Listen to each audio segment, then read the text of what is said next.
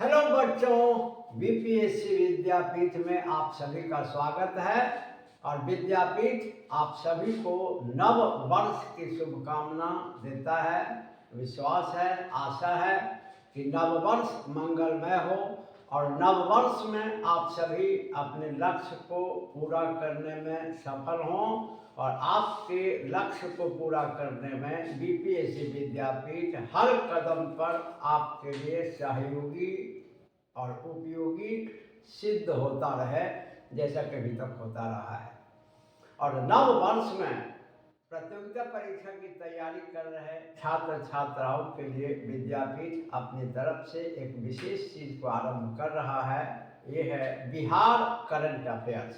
जैसा कि हम लोग देख रहे हैं, अभी हमारे बिहार में जितने भी कॉम्पिटिटिव एग्जाम्स हो रहे हैं, जैसे हाल ही में टीचर्स के एग्जाम कई फेज में हुए, दारोगा के एग्जाम हुए, आगे टीचर्स के एग्जाम होने वाले हैं, एलडीसी का एग्जाम होने वाला है, बीपीएससी पीटी का भी एग्जाम होने वाला है और सभी के कैलेंडर भी जारी कर दिए गए हैं। तो अब हमारा बिहार प्रतियोगिता परीक्षाओं के दृष्टिकोण से समृद्ध और एक रणनीतिक कुशलता के तहत आगे बढ़ रहा है और नवीन प्रवृत्तियों में प्रश्न के स्तर पहले से काफ़ी सुधर चुके हैं और अब हर प्रतियोगिता परीक्षाओं में बिहार से रिलेटेड यानी regional questions, traditional and current affairs काफ़ी पूछे जाने लगे हैं। तो बीपीएससी विद्यापीठ ने यह निर्णय लिया कि आप सभी के समक्ष समय समय पर बिहार से रिलेटेड करंट अफेयर्स को लेकर यह उपस्थित होता रहेगा और अन्य जो सीरीज हमारे चल रहे हैं वो तो चलते ही रहेंगे। और आज साल के आरंभ में बीपीएससी विद्यापीठ आप सभी के समक्ष पहला वीडियो लेकर उपस्थित है बिहार करंट अफेयर से संबंधित, समसामयिक घटनाओं से संबंधित, जो काफ़ी महत्वपूर्ण है और जिन पर प्रतियोगिता परीक्षाओं में प्रश्न पूछे जाने की काफ़ी संभावना होती है। तो चलिए हम लोग स्टार्ट करते हैं, शुभारंभ करते हैं करंट अफेयर्स का। और बिहार की जो चर्चित हस्तियां हैं वैसे 2023 के दौरान, जिनमें एक है ज्योति सिन्हा। आप देखें कि अंतर्राष्ट्रीय दिव्यांग दिवस या जिसको विकलांग दिवस भी कहा जाता है, जो 3 दिसंबर को मनाया जाता है, तो अंतर्राष्ट्रीय दिव्यांग दिवस पर बिहार की ज्योति सिन्हा को मधुबनी पेंटिंग के क्षेत्र में उत्कृष्ट योगदान के लिए राष्ट्रपति द्रौपदी मुर्मू द्वारा नई दिल्ली में राष्ट्रीय पुरस्कार श्रेष्ठ दिव्यांगजन, राष्ट्रीय पुरस्कार श्रेष्ठ दिव्यांगजन से सम्मानित किया गया। हमारा एक प्रश्न बिहार की चर्चित हस्ती में कि प्रश्न रहेगा कि हाल ही में ज्योति सिन्हा क्यों चर्चित रही, या हाल ही में बिहार के किस हस्ती को राष्ट्रीय पुरस्कार श्रेष्ठ दिव्यांगजन दिया गया, किनके द्वारा दिया गया और किस क्षेत्र में दिया गया। तो सभी आपके समक्ष है कि ज्योति सिन्हा को अंतर्राष्ट्रीय दिव्यांग दिवस जो 3 दिसंबर को मनाया जाता है, पर बिहार की ज्योति सिन्हा को मधुबनी पेंटिंग के क्षेत्र में उत्कृष्ट योगदान के लिए, मधुबनी पेंटिंग के क्षेत्र में उत्कृष्ट योगदान के लिए श्रेष्ठ दिव्यांग, राष्ट्रीय पुरस्कार श्रेष्ठ दिव्यांगजन से सम्मानित किया गया। अगली चर्चित हस्ती रही बिहार में नीतिका सत्या। नीतिका सत्या बिहार जो पटना की हैं, नीतिका सत्या ने श्रीलंका में आयोजित ग्रैंड फिनाले में मिसेज इंडिया अर्थ, अब देखिए अपना बिहार भी हर क्षेत्र में आगे बढ़ रहा है और बिहार पटना की नीतिका सत्या ने श्रीलंका में फाइनल में आयोजित मिसेज इंडिया अर्थ का पुरस्कार जीता। यह बिहार के लिए काफी प्राइड, गौरव का विषय है। इसके बाद अगली हस्ती है डॉक्टर रोहिणी, और डॉक्टर रोहिणी मिसेज बिहार का खिताब अपने नाम कर चुकी डॉक्टर रोहिणी, मतलब डॉक्टर रोहिणी अभी चर्चित हुई है इस बात के लिए कि इन्होंने मिसेज इंडिया 2023 का खिताब जीता। लेकिन इससे पहले इनकी उपलब्धि रही है कि ये मिसेज बिहार का भी खिताब जीत चुकी हैं। तो जब प्रश्न बनेगा तो बनेगा कि निम्न में कौन डॉक्टर रोहिणी की उपलब्धि है। तो दो उपलब्धि आपके समक्ष है कि पहले ये मिसेज बिहार का खिताब जीत चुकी हैं और हाल ही में गोवा में आयोजित प्रतियोगिता में मिसेज इंडिया 2023 मिसेज इंडिया 2023 का खिताब इन्होंने अपने नाम जीता। तो हमारे बिहार की डॉक्टर रोहिणी भी काफ़ी चर्चित रही और ये प्रतिष्ठित हस्तियों में शामिल हुई, जो हमारे बिहार के लिए गौरव का विषय है। इसी तरह से अगली हस्ती है अनुपम कुमार, और बिहार के जो पटना के हैं अनुपम कुमार को 1 दिसंबर को BSF बॉर्डर सिक्योरिटी फोर्स के 59वें स्थापना दिवस पर केंद्रीय गृह मंत्री जो अमित शाह हैं द्वारा पुलिस गैलेंट्री मेडल से सम्मानित किया गया। तो आपके सामने प्रश्न रहेगा कि हाल ही में बिहार के किस हस्ती को केंद्रीय गृह मंत्री द्वारा पुलिस गैलेंट्री मेडल, जो काफ़ी वीरता के लिए दिया जाता है, तो पुलिस गैलेंट्री मेडल से सम्मानित किया गया। तो ये हस्ती हैं अनुपम कुमार। इसके बाद अगले हस्ती हैं जुगनू, और ये काफ़ी चर्चित हैं और नई दिल्ली के त्यागराज स्टेडियम में आयोजित 67वीं राष्ट्रीय स्कूली कुश्ती अंडर 19 वर्ष से कम उम्र के बच्चों का जो अंतर्राष्ट्रीय, तो कहाँ आयोजित हुआ ये पूछेगा, नई दिल्ली में किस स्टेडियम में, तो त्यागराज स्टेडियम में। एक लाइन इसमें सवाल होता है और बीपीएससी विद्यापीठ जैसा कि आपके समक्ष कमिट किए हुए है कि कभी भी अनुपयोगी सामग्री को लेकर उपस्थित नहीं होगा और नहीं होगा आगे, और न पीछे पहले हुआ है, क्योंकि इसमें लैंग्वेज जितना सटीक रहेगा हर चीज कम से कम लैंग्वेज में समाएगा। तो कहाँ आयोजित हुआ, तो नई दिल्ली में। किस स्टेडियम में, तो त्यागराज में।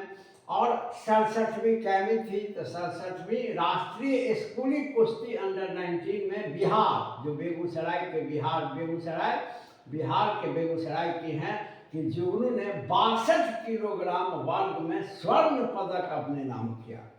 तो भाई अब देखिए कि बिहार विभिन्न क्षेत्र में आगे बढ़ रहा है, इसी को कहते हैं बढ़ता बिहार। ऐसा नहीं, हालांकि हमारे बिहार की काफ़ी आलोचना होती है, काफ़ी नेगेटिविटी देखी जाती है, बिहार में लोग काफ़ी आलोचना भी करते हैं, जितनी नेगेटिविटी है ना उससे बढ़ के आलोचना कर देते हैं। लेकिन अपने बिहार में बहुत सारे पॉजिटिव पॉइंट्स भी हैं और इन हस्तियों ने बिहार के नाम को काफ़ी आगे बढ़ाया है, जिनमें जुगनू ने 62 किलो वर्ग में स्वर्ण पदक अपने नाम किया 67वीं राष्ट्रीय स्कूली कुश्ती अंडर 19 में। इसके बाद अगला हस्ती है रंजन कुमार। इन्होंने तो अंतर्राष्ट्रीय स्तर पर ही बिहार का नाम फैला दिया। आज बिहार की पहचान अंतर्राष्ट्रीय स्तर पर बनी है, जिसमें कई लोगों का योगदान है और हाल के दिनों में रंजन कुमार का योगदान काफ़ी चर्चित रहा, क्योंकि रंजन कुमार जो बिहार के हाजीपुर के हैं, इन्हीं के निर्देशन में बनी बहुचर्चित फिल्म चंपारण मटन, जो काफ़ी चर्चित है हमारे बिहार में, चंपारण मटन। और चंपारण मटन भारत की एकमात्र फिल्म है जिसे ऑस्कर के स्टूडेंट अकेडमी अवार्ड 2023 के सेमीफाइनल राउंड में स्थान मिला है। It's single film of India जिसको ऑस्कर के स्टूडेंट एकेडमी अवार्ड 2023 के सेमीफाइनल राउंड में स्थान मिला है। अगर ये जीत जाता है तो फिर फाइनल राउंड में जाएगा, और जीत जाता है फाइनल में तो फाइनल ही मिलेगा। लेकिन ये भी अगर आगे नहीं भी आ पाया, इतना तक तो हमारा करंट अफेयर्स रहेगा ही। और इतने इसमें इन्होंने इतना बढ़िया इस फिल्म को, आधे घंटे की फिल्म है और बिहार के लोगों के बीच क्या भावनात्मक लगाव होता है, लोग अपनी एक दूसरे की भावना को पूरा करने के लिए कहाँ तक त्याग कर सकते हैं, इसको फिल्माया गया है इसके कथानक में, इस फिल्म में, और काफ़ी चर्चित रही। और सोचिए कि इसकी कितनी बड़ी पहचान बनी कि ऑस्कर पुरस्कार विश्व का फिल्म के क्षेत्र में सबसे प्रतिष्ठित पुरस्कार है, जिसको अकेडमी अवार्ड भी कहते हैं। और इसमें हमारे पूरे भारत में एकमात्र बिहार की फिल्म चंपारण मटन, जिसके निर्देशक रंजन कुमार हैं, इसने सेमीफाइनल राउंड में अपनी जगह बनाई है स्टूडेंट एकेडमी अवार्ड 2023 के लिए। तो काफ़ी प्रतिष्ठा का विषय बिहार के लिए है। अगली हस्ती नितिन मीरा चंद्रा, और ये भी काफ़ी बड़े हस्ती हैं। ये पहले भी नेशनल अवार्ड जीत चुके हैं और मिथिलांचल क्षेत्र के समर्पित कलाकार और निर्देशक भी हैं। इनकी मुख्य पहचान लेखक और निर्देशक के रूप में है। तो मिथिला मखाना, इससे पहले इन्होंने मिथिला मखाना नामक फिल्म बनाया था और मिथिला मखाना के लिए इनको नेशनल अवार्ड भी मिल चुका है। और मिथिला मखाना के लेखक निर्देशक एन चंद्रा, नितिन मीरा चंद्रा ने दूसरी मैथिली फिल्म जैक्सन हॉल्ट बनाया, जो हाल के दिनों में काफ़ी चर्चित रही। तो चूंकि ये नेशनल अवार्ड जीत चुके हैं तो इनके द्वारा बनाई गई फिल्म निश्चित रूप से उच्च स्तरीय होता है और काफ़ी चर्चित रही ये फिल्म। तो तुरंत यह प्रश्न बनेगा कि हाल के दिनों में नितिन मीरा चंद्रा क्यों चर्चित रहे, या हाल के दिनों में चर्चित फिल्म जैक्सन हॉल्ट के लेखक और निर्देशक कौन, तो नितिन मीरा चंद्रा। और इस फिल्म में मैथिली साहित्य तथा महाकवि विद्यापति, जो मिथिलांचल क्षेत्र के ही क्या पूरे भारत के बहुत ही उत्कृष्ट और उच्च स्तरीय कवि रहे और इनकी पहचान भारत के बाहर भी राष्ट्रीय अंतर्राष्ट्रीय स्तर पर भी इनकी पहचान बनी हुई है महाकवि विद्यापति की। और इस फिल्म में जैक्सन हॉल्ट नामक फिल्म में मैथिली साहित्य तथा महाकवि विद्यापति के महत्व को दर्शाया गया है। तो ये काफ़ी चर्चित मुद्दा रहा हमारे बिहार में। इसके बाद कुछ छोटी छोटी बिंदुओं पर ध्यान दें। Rahul Bose stadium, kit and किस यूनिवर्सिटी भुवनेश्वर में आयोजित राष्ट्रीय स्कूल रग्बी, जो फुटबॉल होता है, रग्बी फुटबॉल, और बहुत ही फेमस होता है, हम सभी जानते हैं, अमेरिका का राष्ट्रीय खेल ही है रग्बी फुटबॉल। तो राष्ट्रीय स्कूल रग्बी अंडर 14 बालक बालिका लड़का लड़की प्रतियोगिता में बिहार बालक और बालिका दोनों वर्ग में चैंपियनशिप बन गया। तो बिहार के लिए काफ़ी गौरव का विषय है कि अभी राष्ट्रीय स्कूल रग्बी अंडर 14 में तुरंत क्वेश्चन पूछेगा कि राष्ट्रीय स्कूल रग्बी अंडर 14 में किस राज्य ने बालक और बालिका दोनों श्रेणी में खिताब अपने नाम जीता, चैंपियनशिप अपने नाम किया। तो निश्चित रूप से यह गौरव बिहार को प्राप्त है। इसके बाद अगला पॉइंट ध्यान में रखें कि बिहार में बढ़ते हुए साइबर अपराध काफ़ी बढ़ चुका है। बिहार में साइबर ठगी काफ़ी हो रहा है। तो साइबर अपराध पर लगाम लगाने के लिए राज्य में एक ही दिन में 44 साइबर थाने खोले गए। तो बहुत ही महत्वपूर्ण ये चर्चा का विषय रहा, करंट अफेयर्स रहा कि बिहार में एक साथ कितने साइबर थाने खोले गए। तो 44 साइबर थाने खोले गए। और एक थोड़ी पुरानी घटना है, तो काफ़ी हम लोग पहले भी बीपीएससी विद्यापीठ की तरफ से इसमें डिटेल्ड वीडियो जारी किया जा चुका है, लेकिन ऑब्जेक्टिव के रूप से ध्यान रखना जरूरी है कि 22 तथा 23 जून को पटना में G20 समूह का 2 दिवसीय बैठक का आयोजन किया गया था और इसमें 150 देशों के प्रतिनिधियों ने भाग लिया। तो तुरंत यह प्रश्न ऑब्जेक्टिव में आएगा कि हाल ही में पटना में कब G20 समूह 20 या ग्रुप 20 के सदस्य देशों का आयोजन किया गया और कितने देशों के प्रतिनिधियों ने भाग लिया। तो आपके समक्ष है कि 22 तथा 23 जून को इसका आयोजन किया गया और इसमें 150 देशों के प्रतिनिधियों ने भाग लिया और यह हमारे बिहार और पटना के लिए गौरव का विषय रहा। मेरा विश्वास है इस प्रकार के करंट अफेयर्स आपके प्रतियोगिता परीक्षा में काफ़ी सहयोगी होंगे और निश्चित रूप से मैं अपने अनुभव से बहुत ही महत्वपूर्ण करंट अफेयर्स को कलेक्ट करके सप्ताह में एक दिन बीपीएससी विद्यापीठ आपके समक्ष बिहार से रिलेटेड और अगर कोई राष्ट्रीय स्तर की बड़ी घटना है उससे भी रिलेटेड करंट अफेयर्स को लेकर के बीपीएससी विद्यापीठ आपके समक्ष उपस्थित होता रहेगा।